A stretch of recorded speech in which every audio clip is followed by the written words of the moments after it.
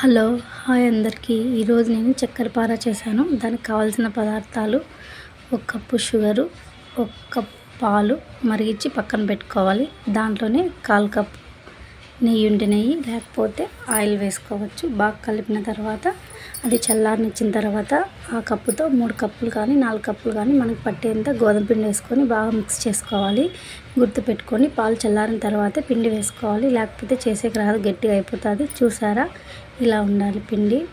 10 నిమిషాలు ఆగి తర్వాత మనం చేసుకుందాం. పొడి పిండి చల్లుకుంటే ఇలా రౌండ్గా చేసుకోవాలి. ఎక్కువ మందం లేకుండా, ఎక్కువ సల్పాంగ్ లేకుండా ఇలా చూపిస్తున్న విధంగా ఉండాలి. తర్వాత బాక్స్ షేప్లో కట్ చేసుకుంటున్నాను. ఇటు సైడ్ గోళంలో ఆయిల్ పెట్టి ఆయిల్ హీట్ అవుతుంది. ఆయిల్ హీట్ అయ్యాక ఇవి తిక్కి చేసుకున్నాం కదా చక్కెర పార, ఇలా 1 by 1 విడిగా వేసుకొని తక్కువ మంటలోనే డీప్ ఫ్రై చేసుకోవాలి. అలా రెడీ అవుతాయి.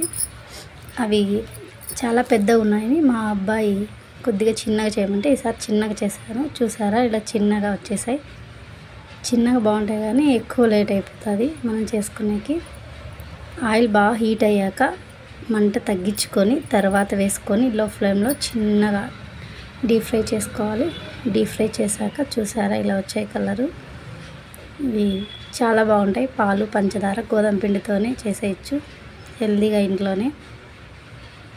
మా అబ్బాయికి ఎక్కువ క్రిస్పీగా కావాలంటే ఇలా చేశాను. క్రిస్పీగాను టేస్టీగాను చాలా బాగుంటాయి. ఇంట్లోనే తక్కువ పదార్థాలతో ఈజీగా చేసేయచ్చు. మన పిల్లల కోసం చాలా బాగుంటాయి టేస్ట్.